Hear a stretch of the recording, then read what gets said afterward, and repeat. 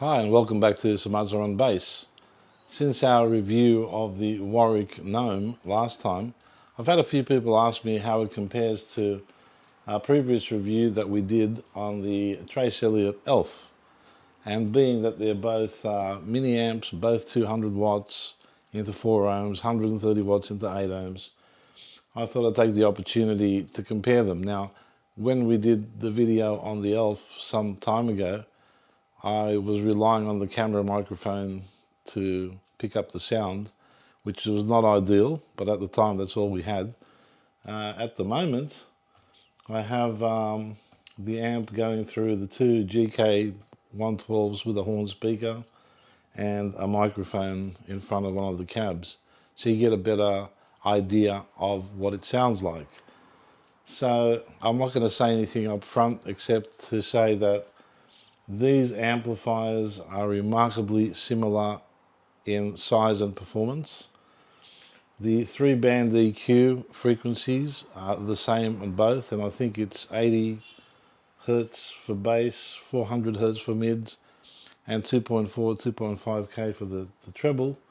They both have a gain control, they both have a 1/4-inch headphone out, they both have DI around the back, they both have the same 1/4-inch speaker out, which in this size and format, that's probably all they could fit in. And IEC power cable, on-off switch, and a ground lift for the DI. So for all intents and purposes, the Warwick Gnome in its basic format, which is this one, this is the cheapest one of the lot, is comparable directly with the Elf in that they're the same power rating, they have exactly the same features. One slight difference, the gain control on the Elf is more sensitive. It gets you up to a point of you start to hear some compression, and so does this one. Then it will get you to a point where you start to hear some overdrive.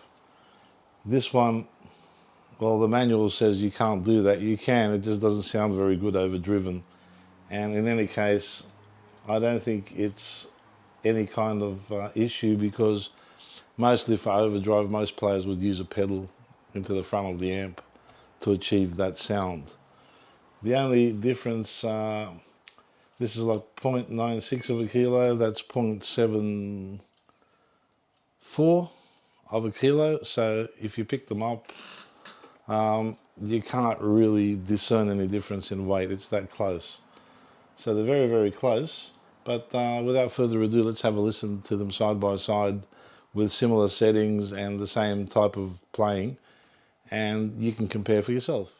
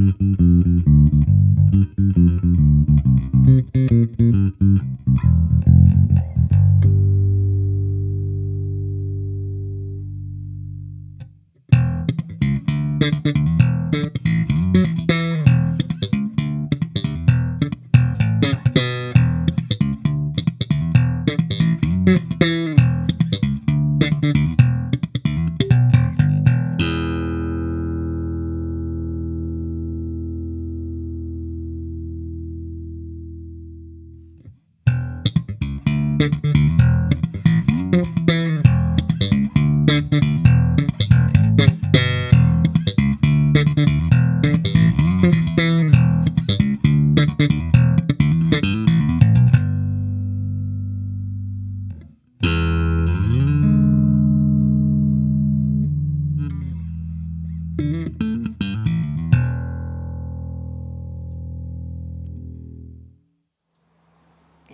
so we're back, and I hope that you can tell me in the comments what you thought about the 2 amps. Could you discern any difference in the sound between the 2 of them? I suspect they actually have the same Class D output module. They sound very, very similar. If anything, perhaps the EQ is slightly tweaked differently between them. However, I found the Trace has that little bit of that classic Trace sound in it, just very slightly. The Gnome is a little cleaner in its sound delivery, I think, but that's just me thinking that perhaps you may have a different opinion, which is fine, there's no problem with that. So is there a clear winner here? I think if I had to gig with either of these amps, I would be happy. There's not enough difference between them for me to even worry about it, to be honest. So I like this funky green look of the Trace. It has metal knobs, it's got these beveled edges on the front which look really, really cool. The Gnome is a little more utilitarian. It's very robust, they're both very robust. You wouldn't be damaging those lugging them around in your gig bag or anything. So coincidentally, they both fit in the pocket of your gig bag. They're both easy to carry. They both have the same power output, 130 watts into 8 ohms, 200 watts into 4 ohms. One advantage of the Warwick is that they have different models, so you can get the, I think, I model, which has the USB outs, goes straight into your door for recording, so you can use that as a front end for that. And a bigger version, which is 280 watts into 4 ohms. The Trace comes in the same 200 watt format in a couple of different combos, which are fine. Very small, very compact, very light. And these are obviously meant to be paired up with their respective small size speakers, 8-inch, 2/8, single 10 sort of arrangement that are easy to carry around. Now obviously with bigger cabs, they're going to perform better, usually because bigger cabs are more efficient, so they do more with the same power. Now it gets to a point where if you're moving the gear around yourself, I suppose if I was moving a quad box or an 810 and going to that much trouble, then the size of the amp or weight of the amp wouldn't matter as much. However, for most of my uses, where I use it as a stage monitor, if I had a single 10 or a 2/8 box with either one of these, I'd be supremely happy, because that would go in my gig bag with the bass. I could put that over my shoulders, grab the cabinet with one hand and just walk into the venue, and the reverse on the way out, just pack it all up and walk out one trip, which is fantastic, right? Who doesn't want that? If you're in a city where parking is a big issue and you find yourself going to gigs on public transport, then it's also a no-brainer. It's easy to put that in your gig bag and just carry one speaker with one hand and off you go. So they're very, very versatile. They sound great. I like the sound out of both of them. The only thing it comes down to, if there is a winner, is your price sensitivity, really. And here where I live in Australia, we have the Elf at the moment, sort of street price, $549. The base model Gnome, which is the same sort of thing, so it's apples to apples comparison, is $249.